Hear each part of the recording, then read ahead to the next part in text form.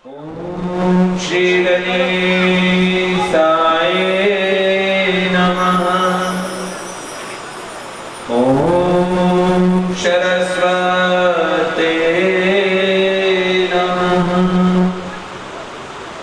ओम श्री गुरवे नमः। देयं सदा परिभवनमेष्टदोहम् तीर्थास्पदं सेवविरचितं शरण्यं प्रीत्यादियो प्रणतपालभवादिभूतं वन्दे महापुरुषते चरणारविन्दं बंसी विभूषितकरानविनीदाभा पीताम्बराधरुणिं फलाधमुष्टा पूर्णेन्दु सुन्दर मुखादरविन्दनेत्रा कृष्णात् परं किमपि तत्त्वमहं न जाने। सच्चिदानन्दरूपाय विश्वोत्पत्त्यादिहेतवे तापत्रय विनाशाय श्रीकृष्णाय वयं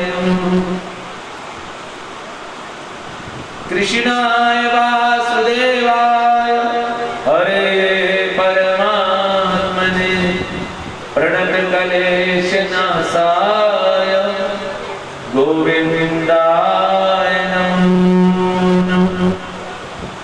या देवी सर्वभूतेषु मातृरूपेण संस्थिता नमस्तस्यै नमस्तस्यै नमस्तस्यै नमो नमः। भक्ति भक्त भगवंत गुरु चतुर्नाम बकुए इनके पद वंदन किए नासत विघ्न ने।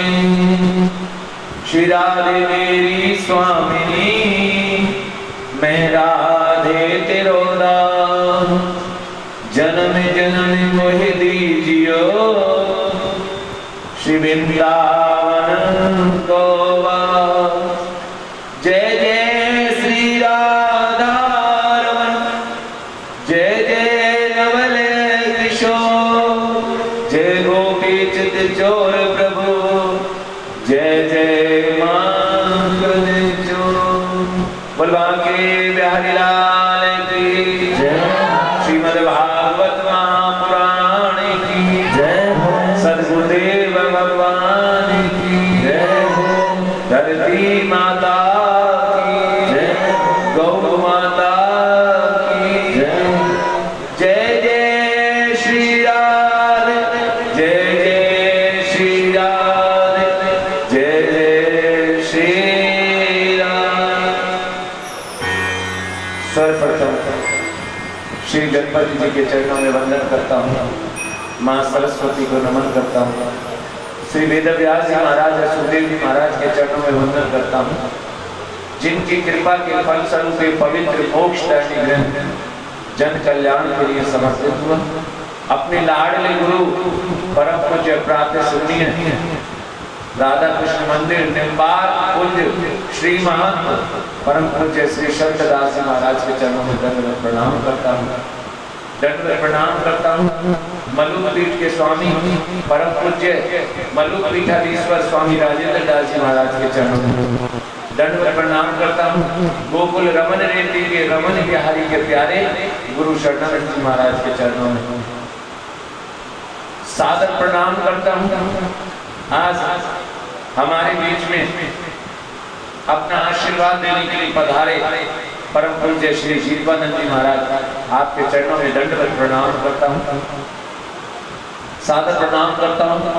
मूल पाठ पर विराजमान मेरे प्रिय अनुज आचार्य जितेंद्र जी शास्त्री जी शास्त्र श्री धाम वृंदावन से पधारे आचार्य सोनू जी महाराज जी और संगीत पर सुंदर सुंदर भजनों की प्रस्तुति दे रहे श्रीमान सुनील भैया जी श्रीमान दीपक भैया जी, श्रीमान राम भैया जी, आपको और आपके सास को सादर प्रणाम करता हूँ। सादर प्रणाम करता हूँ इस रामपुरिया गांव की समस्त सरदारी, ठाकुर जी के परम भक्त महानुभाव, बाहर से पधारे सभी अतिथिगण एवं मेरे युवा साथी सब भाई, मेरे शिष्यगण, मेरे मित्रगण, सभी को मेरी व्यासपीठ राम राम करती है, सादर प्रणाम करती है। मेरी माताएं, बहनें, आप सबको व्यासपीठ से राम राम, सादर प्रणाम। आज कथा का विराम दिवस है। ठाकुर जी की विशेष अनुकंपा से, ठाकुर जी की विशेष कृपा से, बिना किसी विघ्न बाधा के इस गौ माता की सेवा में, गौशाला में समर्पित ये भागवत कथा आज अपने विराम दिवस में प्रवेश कर रही है। मेरे लिए खुशी की बात की और दुख की बात की। थोड़ा सा दुख है, गम इस बात का होता है, कहते हैं कि किसी के साथ यदि एक घंटा रह लेते हैं तो उसमें भी मन लग जाता है। मैं तो पिछले 7 दिनों से आपके साथ रह रहा हूँ, हंस रहा हूँ, बोल रहा हूँ, आपके साथ प्रवचन, आपके साथ मिलना जुलना, तो 7 दिन बाद अब मुझे आपसे बिछड़ना होगा, मुझे आपसे जुदा होना होगा। वो समय आ गया है जब आपके प्यारे व्यास जी महाराज, गुरु जी महाराज आपसे अलग होकर अपने वृंदावन धाम को प्रस्थान करेंगे। लेकिन संत नदी की धाराएं भैया, संतों का काम है बहना, क्योंकि तो जहां जहां प्यास होती है वहां वहां उनकी प्यास हो जाते हैं। इसलिए मेरी मर्यादा है आपको 7 दिन भागवत की गंगा में गोते लगवाए, लेकिन ये दास इस बात से प्रसन्न है कि आपने बड़े प्रेम से, बड़े भाव से इस कथा को सुना। मुझे याद रखना या ना रखना, लेकिन मेरे उन विचारों को जो मैंने आपको आपके जीवन को बदलने के लिए और परमात्मा के मार्ग की ओर बताए, उन्हें अवश्य याद रखना। आइए नियम के अनुसार बिना किसी बिंदु दादा के 2 मिनट हरि नाम संकीर्तन करेंगे और फिर सीधे आज की कथा में प्रवेश करेंगे। गोविंद मेरो है, गोपाल मेरो है, गोविंद मेरो है, गोपाल मेरो है, गोविंद मेरो है, गोपाल मेरो है, गोविंद मेरो है, गोपाल मेरो है, श्री बांकी बिहारी नंदलाल मेरो है, श्री बांकी बिहारी नंदलाल मेरो है, श्री बांकी बिहारी नंदलाल मेरो है, श्री बांकी बिहारी नंदलाल मेरो है, गोविंद मेरो है, गोपाल मेरो है, गोविंद मेरो है, गोपाल मेरो है, श्री राधे श्याम राधे, राधे राधे प्रिया प्रिया, श्री राधे श्याम राधे, राधे राधे प्रिया प्रिया, श्री राधे श्याम राधे, राधे राधे प्रिया प्रिया, श्री राधे श्याम राधे, राधे राधे प्रिया प्रिया। ठाकुर हमरे रमन बिहारी, हम हैं रमन बिहारी के, ठाकुर हमरे रमन बिहारी, हम हैं रमन बिहारी के, ठाकुर सेवा धर्म हमारा, काम न दुनियादारी से, ठाकुर सेवा धर्म हमारा, काम न दुनियादारी से, भला कहो चाहे बुरा कहो, हम हो गए रमन बिहारी के, भला कहो चाहे बुरा कहो, हो गए रमन बिहारी के, श्री राधे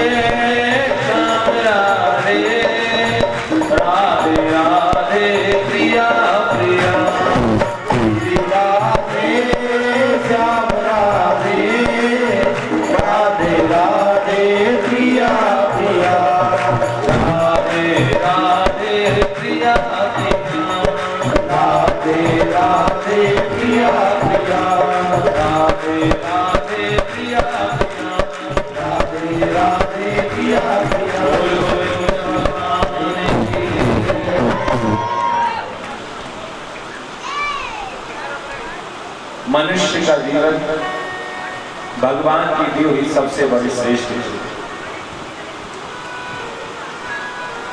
सबसे पहला उस मालिक का, उस परमात्मा का ये धन्यवाद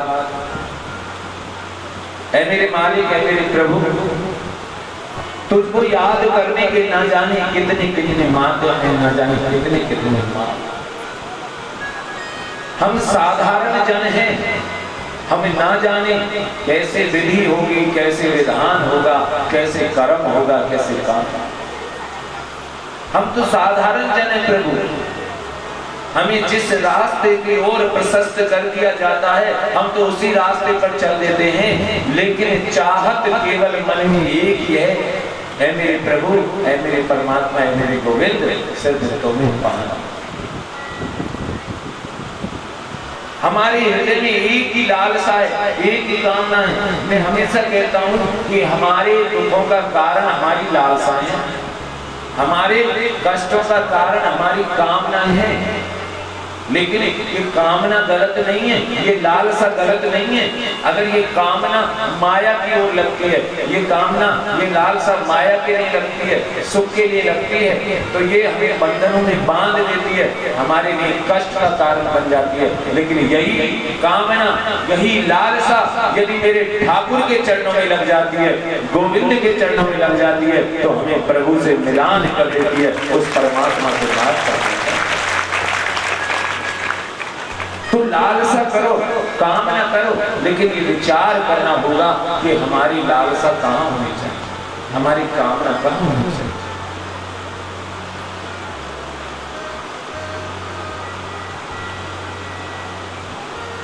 अभिवादनशीलस्य नित्यवृद्धोपसेविना चत्वारि तस्य वर्धन्ते आयुर्विधायशो बलम्।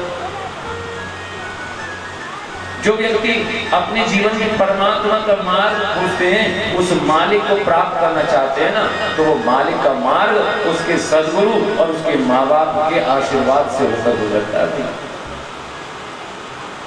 एक बात बता दूं, वो मेरा मालिक, मेरा परमात्मा, मेरा गोविंद, मेरा ठाकुर कहता है मुझे पाना इतना आसान नहीं है, लेकिन नामुमकिन भी नहीं है। लेकिन यदि मुझे पाना का चाहते हो तो पहले अपने घर में बैठे हुए जो तीर्थ हैं, अपने माता पिता हैं और अपने गुरुजनों का आशीर्वाद लेकर उनकी सेवा को करके जब मेरे दर पर आओ, और यदि तुम माँ बाप का आशीर्वाद लेकर गुरुजनों की सेवा करके आओगे तो आपकी चार चीजें बढ़ेंगी: आयु, विद्या, यश और बल। आप विद्या को प्राप्त करोगे, आप चिरंजीवी हो जाओगे, आप यश को प्राप्त करोगे और आपको शक्ति।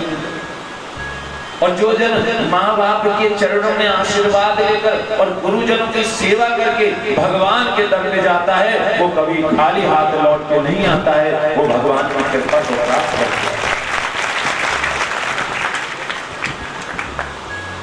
तभी तो मानस में कह दिया, तुलसी बाबा ने मानस में कह दिया क्या? मात पिता प्रभु गुरु की वाणी, मात पिता प्रभु की वाणी, मात पिता प्रभु गुरु की वाणी, मात पिता प्रभु गुरु की वाणी, बिना विचार करो शुभ जानी, बिना विचार करो शुभ जानी, बिना विचार शुभ जानी, बिना विचार करो शुभ जानी। श्री राम जय राम जय जय राम, श्री राम जय राम जय जय राम, श्री राम जय राम जय जय राम, श्री राम जय राम जय जय राम। प्रातः काल उठ कर रघुनाथा, प्रातः काल उठ कर रघुनाथा, प्रातः काल उठ कर रघुनाथा, प्रातः काल उठ कर रघुनाथा, मात पिता गुरु नामई माता, मात पिता गुरु नामई माता। श्री राम जय राम जय जय राम, श्री राम जय राम जय जय राम, श्री राम जय राम जय जय राम,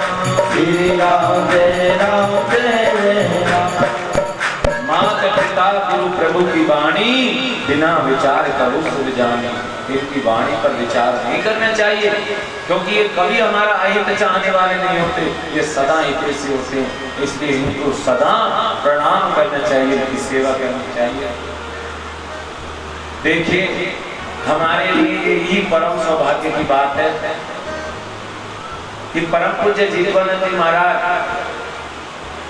जिन्होंने मानवता का बीड़ा, सेवा का बीड़ा अपने पर लिया हुआ है, मेरे प्रभु के, मेरे मालिक के इनके ऊपर असीम कृपा है और इतनी सरलता बहुत कम संतों में देखने को मिलती है। आज मेरी इनसे प्रथम बार भेंट हुई है। बड़ी सरल प्रतिमूर्ति, और जो सच्चे संत और सरल प्रतिमूर्ति होते हैं, उनके चेहरे से अलग ही परमात्मा की छवि प्रकट होती है, प्रभु का भाव दिखाई देता है। आज मेरे अहोभाग्य जो आप आशीर्वाद में पधारे, बड़ा कीमती समय है, इतना समय भी निकाल लिया आशीर्वाद देने के लिए, मैं इनका बहुत बहुत आभारी हूँ। मैं चाहूंगा दो आशीर्वचन हम सबको दें, प्रस्थान से पहले आशीर्वचन जरूर, दो शब्द माइक से आशीर्वाद का ही कह दीजिए। गुरु जी ने कह दिया कि जितना मेरा आशीर्वाद है, और आशीर्वाद तो मैं सामने देख रहा हूँ, जो आपकी वाणी को सुन रही है, ये सब ठाकुर जी का आशीर्वाद है। बहुत बहुत आभार सदगुरुदेव जी का कि वो अपना कीमती समय निकाल कर पधारे। बहुत बहुत आभार, बहुत बहुत अभिनंदन। जोरदार तालियों के साथ बोले परम पूज्य जीवानंद जी का आभार।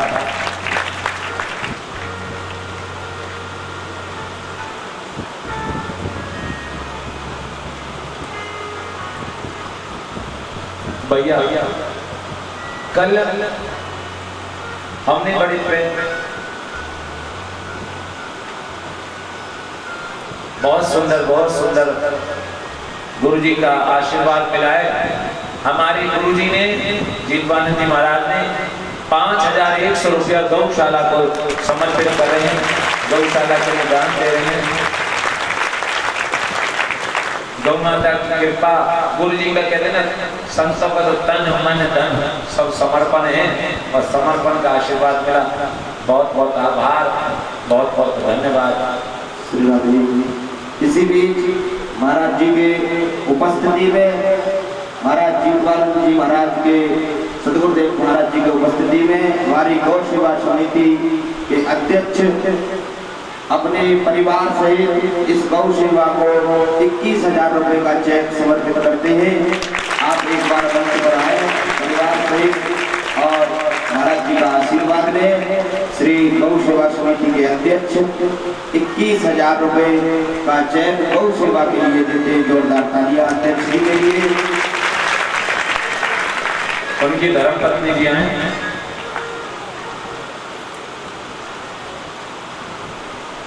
और गौशाला की ओर से जो चेक प्राप्त करेंगे, राम कुमार स्वामी जी आ जाए, सुब्रह्म भैया जी आ जाए,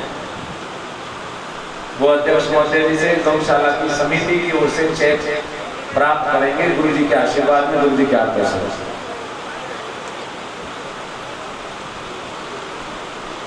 गुरु जी अपने हाथों से समर्पित करेंगे गौशाला को, राम कुमार स्वामी जी को, सुब्रह्म जी को।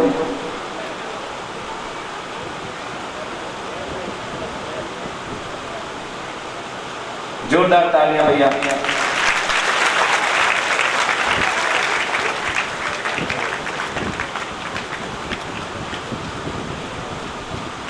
बोल गौ माता की जय, बोल गोविंद भगवान की जय।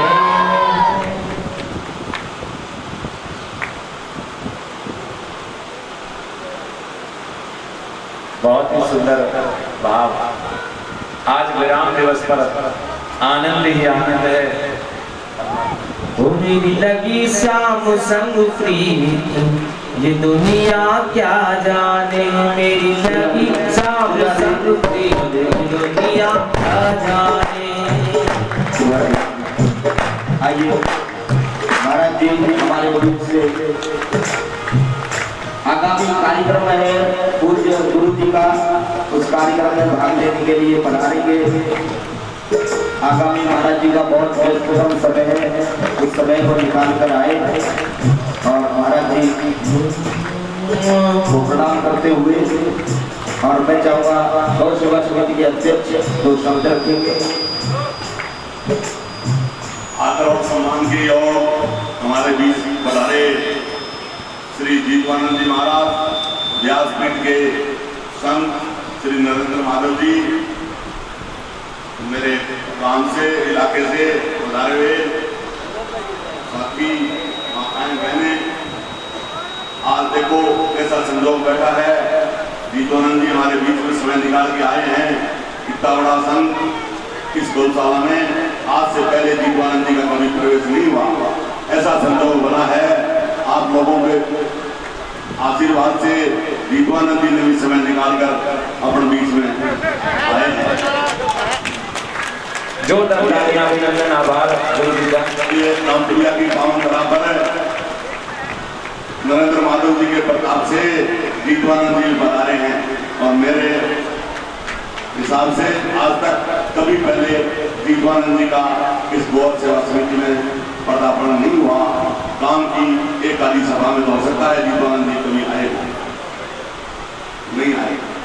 कमेटी के सदस्य कह रहे हैं जीतवानंद जी से पहले नहीं आए। समय बहुत हो रहा है, मैं ज़्यादा समय नहीं लूँगा, लेकिन मैं थोड़ी बात आप लोगों को बता देना चाहता हूँ कि ये धर्म की बात है। धर्म इस रामपुरिया की पावन धरा पर आज से 100 वर्ष पहले उससे शुरू हो गया होगा। मेरे दादाश्री 15 साल की उम्र में यहाँ आए थे और उन्होंने आकर स्वर्गीय चौधरी मदाराम बाबू, स्वर्गीय नथुराम जी सिमार, इस गांव में आकर उन्होंने धर्म की एक अर्थ जगाई थी। उस जमाने में आज से 100 वर्ष पहले धर्म की अर्थ जगाई थी। उस समय खाने को और नहीं था, तो आदमी की सबसे पहले दिक्कत क्या होती है? पेट भरने की दिक्कत जो होती है। आदमी पेट भरने की बात पहले करता है, लेकिन उन्होंने उस जमाने में इतनी तकलीफें थी। चौधरी मदाराम बाबू और श्री मां नथुराम जी सिमार ने वो अलग लगाकर पक्षियों को पीने के लिए पानी जो 5-7 किलोमीटर था, तो वो हर रोज पीने के लिए सुबह शाम पानी और दाने की व्यवस्था पक्षियों पशुओं के लिए किया करते थे। वो वक्त याद करो आप, कितनी बड़ी बात थी। आज तो अपने सब कुछ है, कुछ भी दे दे कोई बड़ी बात नहीं है, और आज सब साधन संपन्न है उनकी वजह से। और ये मान के चलो, उन्होंने डेरा कहीं यहाँ से 200 किलोमीटर आगे बीकानेर की तरफ डाल दिया होता, तो आज हमारे साथ क्या बीतती। उन महापुरुषों ने यहाँ डेरा डाला, तो आज उस चौधरी मदाराम बाबू का पूरा परिवार साधन संपन्न है, शिक्षाविद है, उनकी संतान पूरे देश में जगह जगह अलग अलग जगह उनका नाम रोशन कर रही है। ऐसा ही परिवार नथुराम जी सिमार का है, वो भी अलग अलग जगह साधन संपन्न है। धर्म की अलग बहुत बड़ी होती है। मेरे कहने का मतलब, मैं उनकी कोई बड़ाई नहीं करना चाहता, लेकिन आप लोगों को बताना चाहता हूँ कि 100 वर्ष पहले जिस प्रकार मेरे बुजुर्गों ने मेरे को बताया था कि आज से 100-125 वर्ष पहले मदाराम बाबू और नथुराम जी सिमार ने जो धर्म की अर्थ जगाई थी, जो शिक्षा की अर्थ जगाई थी, उसकी बदौलत आज हम इस जगह पर पहुंचे हैं। और उस धर्म और शिक्षा की अलग को आगे बढ़ाने का काम फिर चौधरी मदाराम बाबू और स्वर्गीय श्री सही राम जी वालीवाल ने किया। जो आज हम लोग इस स्थान पर बैठे हैं, उन्होंने अपना पूरा जीवन लगा दिया, पूरा जीवन सर्व विचार कर दिया शिक्षा के मामले में। वो कभी भी ऐसा 26 जनवरी या 15 अगस्त होगी, जो दोनों शख्स चौधरी मदाराम बाबू और श्री राम जी वालीवाल, उनके पास से 5 रुपए बना या 10 रुपए बना, वो 15 अगस्त और 26 जनवरी को हर हालत में शिक्षा के मंदिर में जगाने जाया करते थे। और उन्होंने ही इस गौ सेवा समिति की अलग जगाई, जो आज अपना सारा परिवार, इलाका, काम धन्य हो रहा है। बहुत बड़ी बात है धर्म की। और आज मैं आप लोगों को ये और भी बता देना चाहता हूँ, इस धर्म धरा पर हमारे में उस पुरखों चौधरी मदाराम बाबू का, नथुराम सिमार का, ईश्वरनाम बाबू का और श्री राम पाटीवाल का पलट चल के आगे आया है। तो इस तरह पे इस इलाके के लोगों का दान एक तरफ है और उस परिवार का दान एक तरफ है।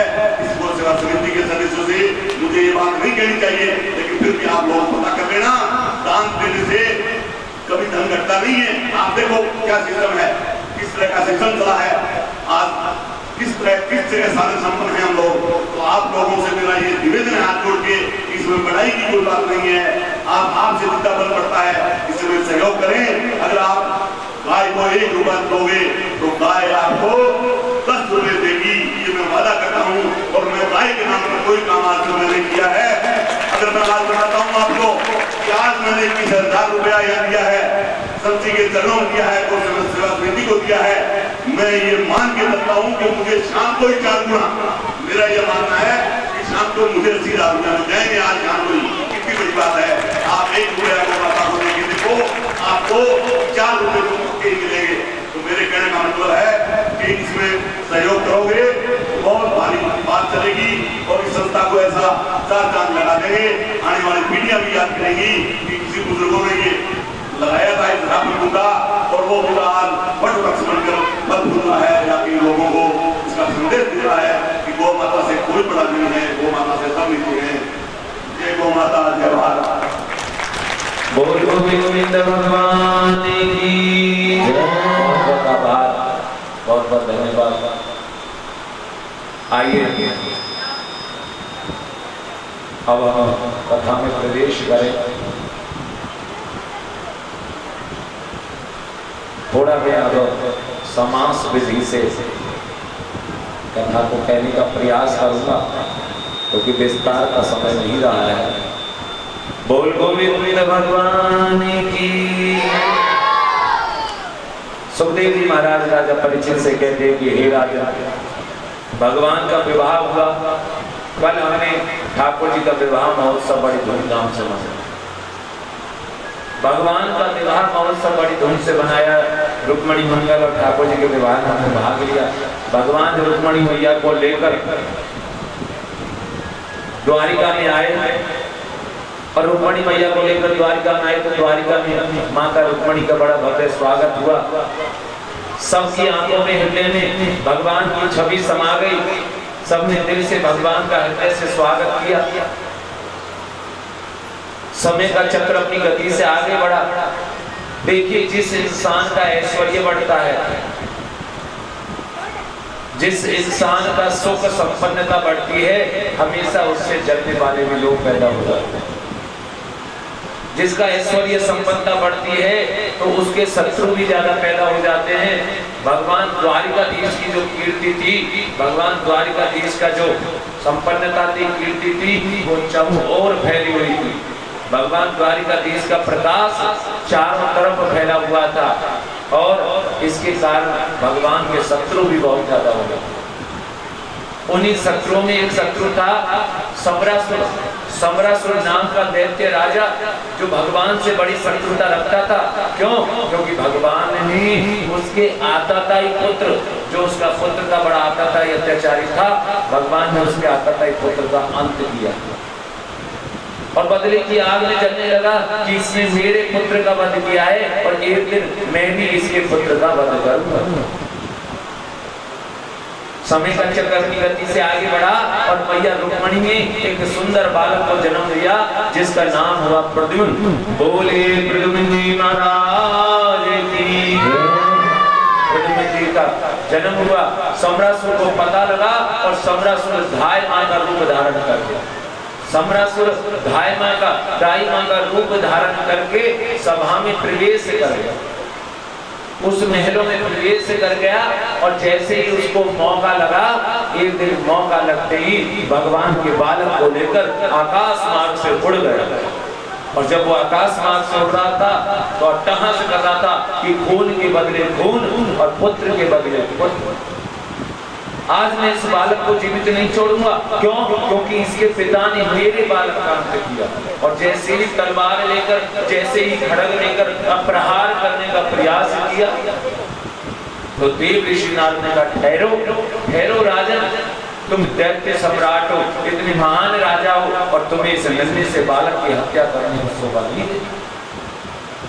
इस नन्हे से बालक की हत्या करना आपको शोभा नहीं देता, इसलिए तुम इसको मत मारो। उसने कहा कि इसके पिता ने मेरे पुत्र का अंत किया, इसलिए मैं इसे जीवित नहीं छोड़ूंगा। अरे तुम इसके खून से हाथ क्यों रखते हो?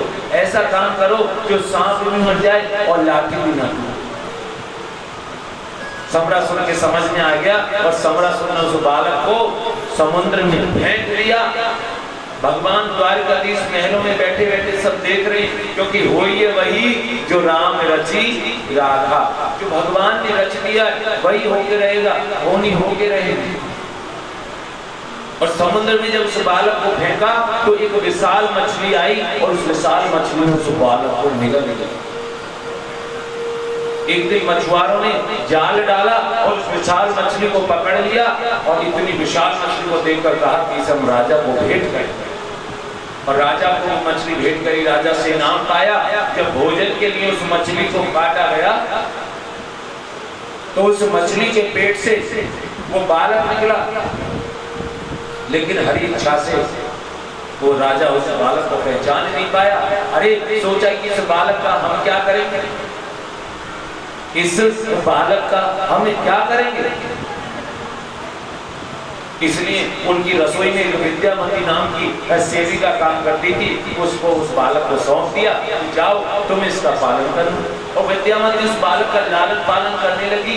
एक दिन देव ऋषि नारद ने उसको बताया, जानते हो जिस बालक का तुम लालन पालन कर रही हो ये बालक कौन है, जिस बालक को तुम पाल रही हो बालक कौन है, ये बालक कोई और नहीं है, ये बालक आपके पति कामदेव है, कामदेव और तुम इनकी पत्नी देवव्रती। तो ये बालक के रूप में कैसे आ गए। तो बताया, जब मैंने तीसरे दिन प्रसंग सुनाया था, भगवान शंकर जी माता पार्वती अपने पूर्व जन्म में देवी सती थी, और जब सती ने अपनी देह का अंत कर दिया और सती की देह को लेकर भगवान चल दिए और जगह जगह सती के अंग गिर गए, भगवान शंकर विरक्त हो गए, समाधि में लीन। तो दैत्यों में एक तारकासुर, दैत्य सम्राट तारकासुर, जिसने देवताओं का जीना हराम कर रखा था और उसे वरदान था कि सिवाय आपको शिव की संतान के अलावा कोई और नहीं मान। अब लोगों ने और देवताओं ने सोचा कि भगवान शिव तो समाधि में चले गए, माता सती नष्ट हो गई, तो शिव की संतान कहां से होगी। जब समाधि से निकलेंगे और दूसरा विवाह करेंगे जब तो संतान होगी। इसलिए कामदेव को समझाया कि तू कोई अपना ऐसा कामवान छोड़ जिससे, ऐसा कोई कामवान छोड़ कि जिससे भगवान शंकर की समाधि टूट जाए और वो विवाह के लिए डरते डरते कामदेव ने अपना कामवान छोड़ा। भगवान शंकर को कामवान लगा, भगवान शंकर की समाधि टूट गई। सामने कामदेव को खड़ा देखा तो तीसरी आंख खुल गई, अग्नि की ज्वाला निकली और कामदेव को भस्म कर दिया। जब कामदेव को भस्म किया तो कामदेव की पत्नी देवी रति भगवान शंकर के चरणों में गिर के रोने लगी। कामदेव की पत्नी देवी रति भगवान शंकर के चरणों में गिर के रोने लगी, हे प्रभु जब मेरे पति नहीं है तो मेरा जीवन क्या, आप मुझे भी भस्म करो। भगवान बड़े भोले हैं। भगवान शंकर का एक नाम आशुतोष है, बहुत जल्दी प्रसन्न होने वाला। भगवान ने कहा कि तुम्हें अपने पति की प्राप्ति हो जाएगी, लेकिन शरीर सहित नहीं, अदृश्य रूप में। हे प्रभु ऐसे पति क्या जो दिखाई ना दे, वो कैसा पति। तो भगवान ने कहा, जब द्वापर युग में भगवान नारायण अवतार लेकर कृष्ण भगवान के रूप में आएंगे तो उनके पुत्र के रूप में तुम्हें अपने पति की प्राप्ति होगी। तो देवऋषि नारद कह रहे हैं, हे देवी आज जो ये बालक है यही तुम्हारे पति भगवान के पुत्र हैं। और देवी रति को स्मृति आ गई और उस भाव से वो बालक भी युवा हो गया और दोनों का विवाह संपन्न हो गया। प्रद्युम्न जी ने समरासुर को युद्ध के लिए ललकारा और दोनों के बीच में भयंकर युद्ध हुआ और अंत में प्रद्युम्न जी ने समरासुर का गोविंदाय नमो नमः कर दिया, उसका अंत कर दिया और द्वारिका को लौट आए। भगवान देखकर मुस्कुरा रहे हैं कि जब गए थे तो छोटे से लाला थे और अब आए तो बहू लेके आए, अपने साथ पुत्र वधू लेकर आए, लेकिन बेटा तो एक लेके आया, पिताजी के तो 16,108 हो गए। हमने तो कल एक विवाह का महोत्सव मनाया था, अगर 16,108 में मनाने लगे तो सबरी जिंदगी आई में चली जाएगी। लेकिन ये 16,108 विवाह भगवान के कैसे हुए। भगवान की 8 मुख्य पटरानियां हैं, भगवान की 8 रानियां हैं मुख्य रूप से। कौन सी? रुक्मणी, नंबर 2 जामवंती, तीसरी सत्यभामा, चौथी कालिंदी यमुना मानंद, पांचवी मित्रवृंदा, छठी लक्ष्मणा, सातवीं शतरुंजति और आठवीं भद्रा। भगवान की 8 रानियां हैं, रुक्मणी, जामवंती, सत्यभामा, कालिंदी, मित्रवृंदा, शतरुंजति, लक्ष्मणा और भद्रा। ये 8 रानियां हैं। ये तो भगवान के 8 विवाह में मुख्य पटन 16,100 विवाह कैसे हुए? ये 16,100 कन्याएं कौन सी हैं जिनके साथ भगवान का विवाह हुआ? ये 16,100 कन्याएं वास्तव में कोई कन्याएं नहीं है, ये वेद की ऋचाएं हैं। वेद के हमारे प्राचीनतम ग्रंथ वेद के उपासना कांड के 16,100 मंत्र हैं। वेद के उपासना कांड के 16,100 मंत्र इन्होंने भी भगवान से प्रार्थना की, सब देवी देवता फल फूल पक्षी बनकर तुम्हारी सेवा में आ रहे हैं, हे प्रभु हमें भी आपकी सेवा का अवसर मिले। भगवान ने कहा तुम्हें भी अवसर मिले। और ये आई कहां से 16,100 कन्याएं? एक भौमासुर नाम का राजा है। कौन है? एक भौमासुर नाम का राजा। ये भौमासुर भूदेवी का पुत्र है, धरती का पुत्र है, लेकिन ये बड़ा अत्याचारी और आताताई है। इसलिए भगवान इसको श्राप था कि भगवान के हाथों इसकी मृत्यु होगी।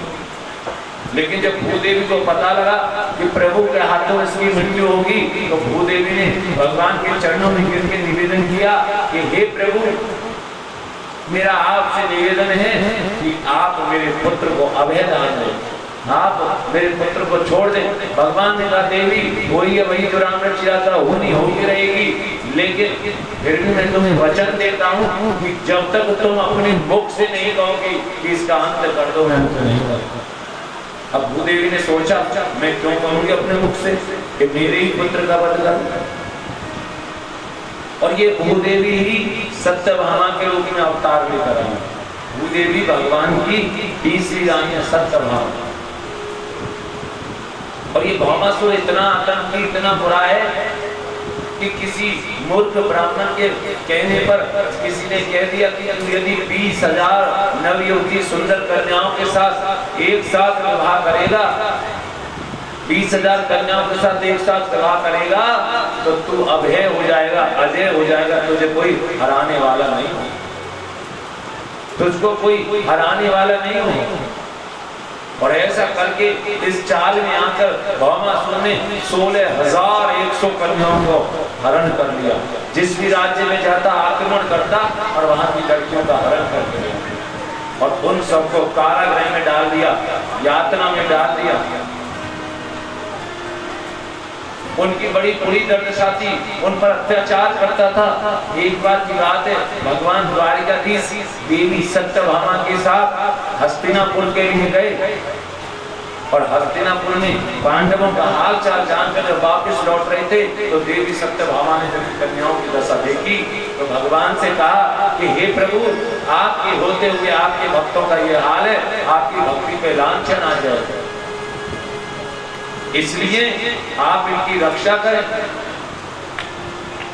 और भगवान ने भौमासुर को युद्ध के लिए ललकारा। दोनों के बीच में भयंकर युद्ध हुआ, लेकिन भगवान ने एक लीला रची। भगवान ने जो भी बाण मारे वो भौमासुर को नहीं लगे, भगवान जो भी बाण चलाए वो भौमासुर को नहीं लगे, लेकिन भौमासुर जो भी बाण छोड़े वो भगवान को लग गया। ये सब भगवान की मर्जी से हो रहा है, भगवान की लीला से हो रहा है। भगवान खून से लथपथ हो गए क्योंकि भौमासुर जो बाण छोड़ा। देवी सत्यभामा ने सोचा कि कैसी माया है, अरे भगवान को तो कोई मार ही नहीं सकता, लेकिन भगवान का तीर नहीं लग रहा और ये इसका तीर भगवान को घायल कर रहा है। देवी सत्यभामा को क्रोध आया और देवी सत्यभामा ने कहा, हे प्रभु, इस दुष्ट का अंत कर दीजिए। और जैसे भगवान ने कहा कि इसे दुष्ट का अंत कर दीजिए, भगवान तो इसी बात के इंतजार में थे। क्यों? भूदेवी को वचन दे रखा था, आज भूदेवी स्वयं कह रही है सत्यभामा इसे दुष्ट का अंत कर दीजिए। जैसे ही कहा, भगवान ने अपने सुदर्शन चक्र का संधान किया और भौमासुर पर छोड़ दिया, उसका गोविंदाय नमो नमः कर दिया। भौमासुर मारा गया। जो कन्याएं थी 16,100 कन्याएं जो कारागृह में पड़ी हुई थी, जो जेल में बंद थी, उन सभी कन्याओं को बाहर निकाला। उन सभी कन्याओं को बाहर निकाला और उन कन्याओं को बाहर निकालकर जैसे उन कन्याओं को आजाद किया, वो कन्या सब मरने के लिए तैयार हो गई। वो कन्या सब मरने के लिए तैयार हो गई। और मरने के लिए क्यों तैयार हो गई? क्यों जी? क्योंकि जो कन्या एक बार घर से बाहर निकल जाए, समाज उसको स्वीकार नहीं करता। माँ बाप भी लोक लाज के डर से उसको अपनाते नहीं है और ऐसी लड़की से कोई विवाह करने को तैयार नहीं होता। ऐसी लड़की से कोई विवाह करने के लिए तैयार नहीं होता। इसलिए सोचा कि हमारे पास मरने के अलावा कोई उपाय नहीं है।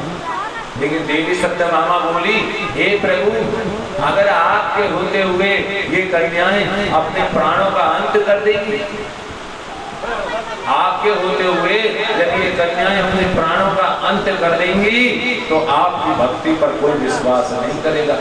आपकी भक्ति पर कोई विश्वास नहीं करेगा। इसलिए भगवान ने उन भक्तों के प्राणों की रक्षा के लिए, उन कन्याओं की रक्षा के लिए, यहाँ ये संदेश समझ लीजिए। कोई कहता है कि भगवान की 16,100 रानियां थी, भगवान तो इतनी विवाह करे थे। अरे नादान मूर्ख है वो लोग। भगवान ने कोई देह के सुख के लिए नहीं, काम वासना के लिए नहीं, बल्कि अपने भक्तों के प्राणों की रक्षा के लिए 16,100 कन्याओं के साथ एक ही मुहूर्त में विवाह किया और उन सबके जीवन की रक्षा की। उन सबके जीवन की रक्षा करी। भगवान की हर लीला में संदेश है।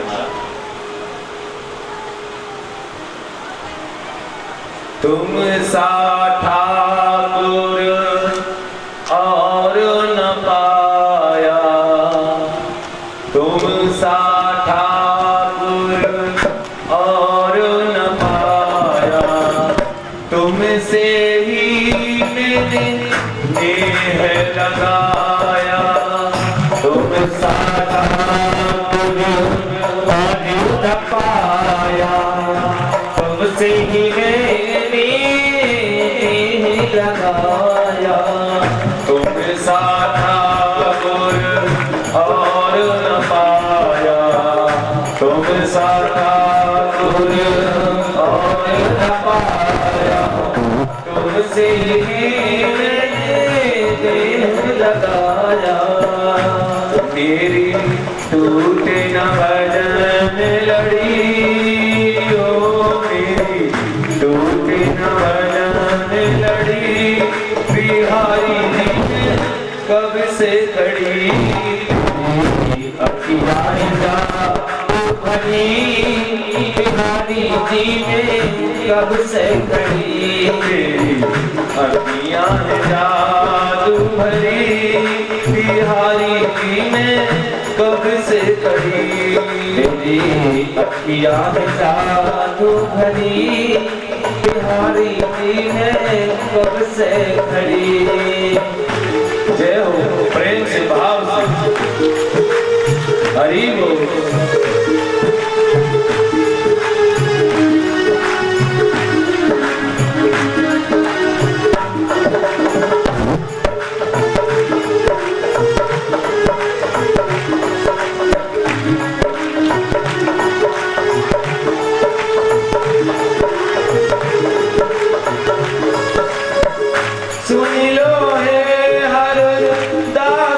स्वामी सुन लो हरिदास के स्वामी, बांके बिहारी अंतर्यामी, सुन लो हरिदास के स्वामी।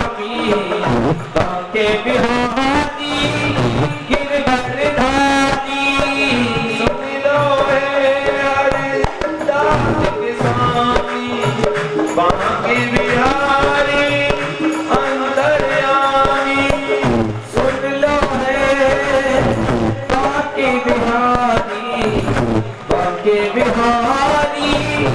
और गिरधारी तो द्वार ध्यान बड़ी तो द्वार ध्यान बड़ी बिहारी जी ने कब से करी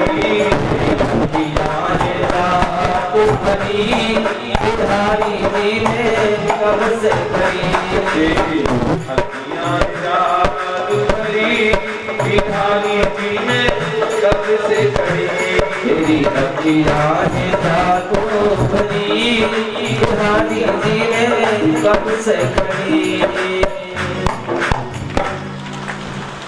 तेरी अखियां हैं जादू भरी बिहारी जी ने कब से भगवान कभी भी भगवान की लीला में हमको किसी भी प्रकार का संदेह व्यक्त नहीं करना चाहिए। जो भगवान को मानने वाले होते हैं, जो ईश्वर के प्रेमी हैं, तो मेरे ठाकुर जी के प्रेमी लोग सिर्फ एक जानते हैं कि हे प्रभु तुम नाथ और मैं तुम्हारा दास, दासी हूँ तेरी श्यामा चरणों के पास रख लो, मैं आप का हूँ प्यारे, मैं आप की हूँ प्यारे, सेवा में साथ रख लो। हमारा प्रभु के चरणों में दास हो। इस प्रकार ये भगवान के 16,108 विवाहों की कथा है। आगे प्रसंग आता है कि सब देवी नाराज होती हैं, सब पत्नियां अपने पति से नाराज होती हैं। आपके घर में भी एक बारी अथोसी महाभारत का था, दिन में एक आध बारी मियाँ बीवी में तकरार हो जाती है। जब जब मियाँ बीवी में तकरार होती है, मियाँ बाहर होता है, बीवी अंदर सोती है। लेकिन ये अब मीठी तकरार होती है, प्रेम तकरार। तकरार मीठी हो तो अच्छी है, और लेकिन हथियार चलन लगे तो फिर मारा नहीं। प्रेम प्रेम तकरार हो। यहाँ भगवान भी चाह रहे, अरे सब तो बचना चाहते, भगवान चाह रहे कि देवी रुक्मिणी ने कभी हमसे नाराजगी नहीं प्रकट करी, कभी रुसी नहीं, लड़ी नहीं, सारी रानियां लड़ी हैं, लेकिन देवी रुक्मिणी नहीं लड़ी। इसलिए भगवान ने क्या किया, एक दिन माता रुक्मिणी को चिढ़ाना शुरू कर दिया। बोले, हे देवी तुम्हारा हमारे साथ व्यवहार गलत हुआ। रुक्मिणी माँ को देखते जाएं और कहते हैं, कोई कहता है हम वसुदेव के, कोई कहता है नंद बाबा के, हमारे तो पिताजी के बारे में डाउट है, और दूसरा हमें तो भक्कड़ पूछते हैं, कोई धनवान कोई मानता ही नहीं। फिर भी रुक्मिणी मैया के ऊपर कोई असर नहीं। तीसरा कहा, हम तो काले कलुटे हैं और शिशुपाल गोरा था, तुम हमें छोड़कर उसके पास चले जाओ। माता रुक्मिणी गस खा के गिर पड़ी। भगवान क्या के नम होगी कि मैंने इतना कहा, मैंने इतना कहा, मैंने इतना सुनाया, इतना कहा, इतना सुनाया, लेकिन फिर भी इसका हृदय परिवर्तन नहीं हुआ, फिर भी इसके विचार नहीं बदले। भगवान ने कहा धन्य देवी, लेकिन माता रुक्मिणी ने कहा, स्वामी जवाब जरूर दूंगी। आपने कहा कि आपके पिता के बारे में संदेह, कोई वसुदेव का कहता है, कोई नंद बाबा का कहता है। अरे भला आपका पिता कौन होगा जब आप ही सारे जगत के पिता हैं, सारे संसार के पिता हैं, तो भला आपका भी कोई पिता होगा? ये तो संसारिक लीला। और आपने कहा कि हम काले कलयुग हैं। अरे महाराज, जब काले रंग पे ही दुनिया मर जाती है, गोरे होते तो लली शीश कट जाते शीश। जब तुम्हारे काले रंग पे ये हाल, तीसरी बात कहा कि आपने कहा हमें फक्कड़ पूछते हैं, संत पूछते हैं। अरे संतों के पास तो वो धन है जो किसी धनवान के पास नहीं। मीरा जी ने कहा ना, पायो जी मैंने राम रतन धन पायो। हाँ, मैंने राम रतन धन पाया।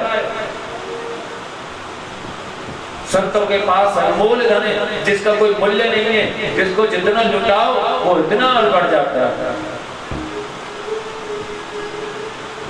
राम नाम के हीरे मोती मैं बिखराऊं गली गली, ले लो रे कोई राम का प्यारा शोर मचाऊं गली गली, आवाज लगाऊं गली गली। राम नाम के हीरे मोती मैं बिखराऊं गली गली, ले लो रे कोई राम का प्यारा शोर मचाऊं गली गली। राम नाम के हीरे मोती मैं बिखराऊं गली गली, ले लो रे कोई राम का प्यारा शोर मचाऊं गली गली, आवाज लगाऊं गली गली।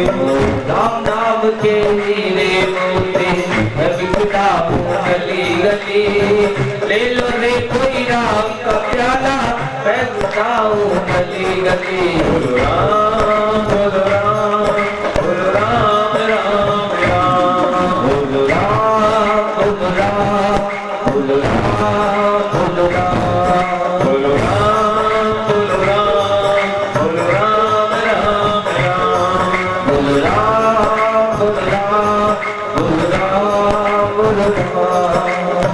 माया के दीवानों सुन लो एक दिन ऐसा आएगा, माया के दीवानों सुन लो एक दिन ऐसा आएगा, माया के दीवानों सुन लो एक दिन ऐसा आएगा, माया के दीवानों सुन लो एक दिन ऐसा आएगा। धन दौलत और माल खजाना कहीं पड़ा रह जाएगा, धन दौलत और माल खजाना यहीं पड़ा रह जाएगा, धन दौलत और माल खजाना यहीं पड़ा रह जाएगा, धन दौलत और माल खजाना यहीं पड़ा रह जाएगा। माया के दीवाने सुन लो एक दिन ऐसा आएगा, धन दौलत और माल खजाना यहीं पड़ा रह जाएगा। कंचन काया मिट्टी होगी बाद में होगी चला चली, और ले लो कोई राम का प्यारा शोर मचाऊं गली गली। महाराज संतों की ऐसी महिमा, संतों के पास ऐसा धन, ऐसी प्रभाव को माता रुक्मिणी ने बताया कि संतों के पास तो अमूल्य है, संतों के पास अमूल्य माया है। इसलिए आप प्रभु संत पूछते वो बड़े धनवान, और मैं आप जैसे पति को पाकर धन्य हो गया। इस प्रकार भगवान ने अपनी समस्त लीलाओं को इस धराधाम पर पूरा किया। महाभारत में कौरवों की अनीति के विरुद्ध पांडवों का साथ दिया। महाभारत में कौरवों की अनीति के विरुद्ध पांडवों का साथ दिया और पांडवों का विजय प्राप्त कराई। शिशुपाल का भगवान ने वध किया, जो शिशुपाल भगवान की बुआ का लड़का है, और उसको जन्म हुआ तो कहा इसके 4 हाथ और 3 आंखें थी, कहा जिसकी गोद में जाने से इसके 2 आंख और 1 आंख गायब हो जाए वही इसका वध करेगा। भगवान की छोटी बुआ की लड़की, एक बार भगवान आए गोद में लिया तो 2 हाथ और 1 आंख गायब हो गई। बुआ ने चरण पकड़ लिए कि बेटा मैं तू मेरे भाई अपने भाई का वध नहीं करेगा। बुआ होनी तो हो के रहेगी, लेकिन मैं तुम्हें वचन देता हूँ मैं इसके 100 ऐसे अपराध में क्षमा कर दूंगा जो मृत्यु दंड के योग्य होंगे। लेकिन काल बड़ा बलवान होता है भैया। बुआ ने सोची कि मेरा बेटा न 100 अपराध करेगा ना इसका अंत होगा, लेकिन बेटा ऐसा जन्म लिया कि रोज 99 अपराध करता, मृत्यु दे दो। एक बार युधिष्ठिर ने राजसूय यज्ञ करवाया और उस राजसूय यज्ञ में जब प्रवेश किया तो राजसूय यज्ञ में जब शिशुपाल ने भगवान को गाली देनी प्रारंभ की तू छलिया है, तू चरित्रहीन है, तू चोर है। भगवान प्रसन्न होकर सब सुन रहे थे, क्योंकि भगवान ने बुआ को वचन दिया था कि 100। लेकिन आज शिशुपाल अपनी हद से आगे निकल गया और शिशुपाल ने एक नहीं दो नहीं 100 को कब पार कर गया। जैसे 100 को पार किया, भगवान ने अपने सुदर्शन चक्र का संधान किया और उसका शीश धड़ से अलग कर दिया, गोविंदाय नमो नमः कर दिया शिशुपाल का। लेकिन ये शिशुपाल की ज्योति उसके हृदय में प्रवेश कर गया, भगवान के हृदय में प्रवेश कर गई। क्यों? ये शिशुपाल कौन है? यही भगवान के द्वारपाल है, जय विजय। वैकुंठ धाम में भगवान के द्वारपाल थे जय विजय। एक बार ब्रह्मा जी के पुत्र सनक सनंदन सनातन और सनत कुमार, मैंने पहले भी कथा में बताया था, ये भगवान के दर्शन करने के लिए आए तो द्वारपालों ने उनका ठहरो, ये भगवान श्री हरि के विश्राम का समय। अरे तुम जानते नहीं हो, हम ब्रह्मा जी के पुत्र, तुमने हमें रोकने का साहस किया, तुम्हारा इतना दुस्साहस, राक्षसों के व्यवहार, जाओ तुम राक्षस की योनि में चले जाओ।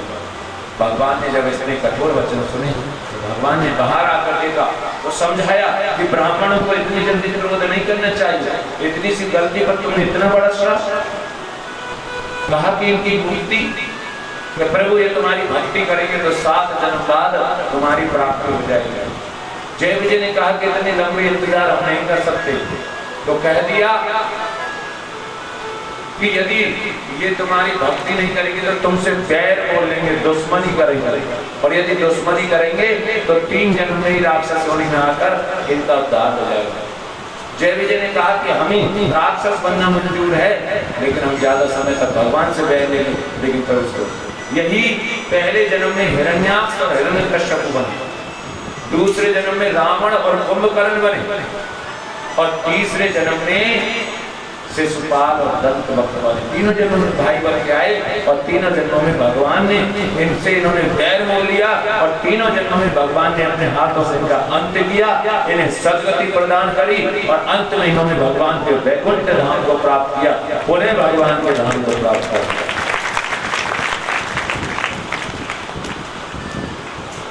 इस प्रकार भैया भगवान ने अपने हाथ पर सारी लीलाएं पूरी करी। आइए अब हम बिना किसी विलंब के सुदामा चरित्र में प्रवेश करते हैं। आज की कथा का बहुत सुंदर प्रसंग सुदामा चरित्र, बहुत सुंदर झांकी आपके बीच में सुदामा जी की आएगी। सुदामा चरित्र में हम प्रवेश कर रहे हैं और इसके बाद भागवत जी को विराम की ओर ले जाएंगे।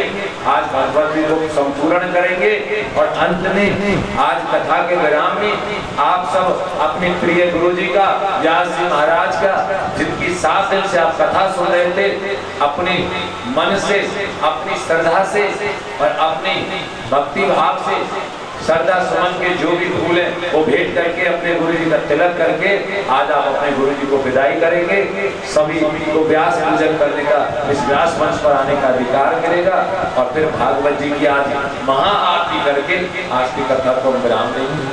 तो आइए सुदामा जी के चरित्र में प्रवेश, भगवान के बचपन के